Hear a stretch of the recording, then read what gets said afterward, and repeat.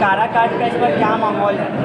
अच्छा ठीक है, हमारा नाम जो साक्षी पहले मिश्रा कुशवाहा है।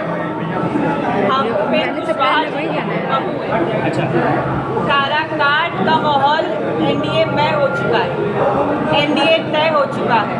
यहाँ से आरएलएम के राष्ट्रीय अध्यक्ष माननीय उपेंद्र कुशवाहा जी भारी मतों से विजयी होने जा रहे हैं। 4 जून को आप लोग भी लाइव दिखाइएगा। अच्छा, पवन सिंह निर्दलीय मैदान में है, वो जितने भी वोट लाएंगे क्या वो बीजेपी का वोट काटेंगे, एनडीए के वोट काटेंगे या फिर महागठबंधन के वोट काटेंगे? देखिए, चुनाव में कोई भी खड़ा हो जाता है, कोई भी खड़ा हो सकता है ना, ये तो लोकतंत्र की खूबसूरती है।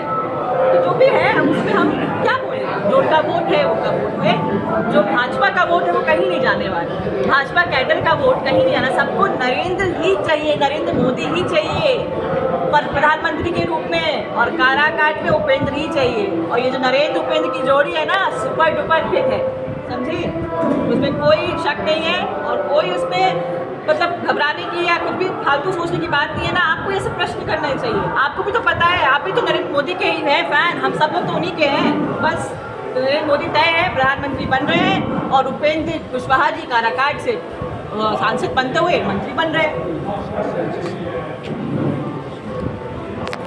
आप भी अपना परिचय बताएंगे सर। उपेंद्र कुशवाहा जी के बेटा हुए। क्या लग रहा है इस बार काराकाट का माहौल, अपना क्षेत्र घूमे, पूरा विधानसभा में क्या लग रहा है? और यहाँ पे बिल्कुल एनडीए के पक्ष में एक तरफा है, बिल्कुल एक तरफा है, कोई लड़ाई दिख नहीं रही है। कुछ लोगों के दिमाग में कुछ कंफ्यूजन पैदा करना चाह रहे हैं, सक्सेसफुल होने वाले नहीं है, सफल नहीं होंगे। पूरा का पूरा समाज, सारे वर्गों का सपोर्ट मिल रहा है, लड़ाई एक तरफा है, तो आसानी से जीत होगी। 4 तारीख को इसका परिणाम आपको दिख जाएगा। सर, आपके पिताजी को जो चुनाव इस बार लड़ रहे हैं उनका विशेष मुद्दा क्या है सर चुनाव लड़ने का? विशेष मुद्दा देखिए, चुनाव खाली काराकाट की बात नहीं है।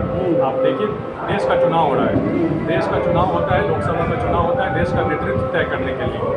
देश का नेतृत्व तय करने के लिए चुनाव हो रहा है, तो देश में नेतृत्व के सवाल पे आप पक्ष के लोगों से भी, विपक्ष के लोगों से भी बात कर लीजिए, तो आपको ऑफ कैमरा इस बात पे आपसे ज़रूर सहमत होंगे कि नरेंद्र मोदी जी जैसा चेहरा कोई है ही नहीं। तो सबसे बड़ा मुद्दा तो यही है कि देश का मजबूत नेतृत्व हो, मजबूत नेतृत्व होगा तो विश्व भर में देश की ख्याति और बढ़ेगी, और जो काम का सिलसिला, विकास का सिलसिला जो बढ़ते जा रहा है वो और आगे बढ़ते जाएगा।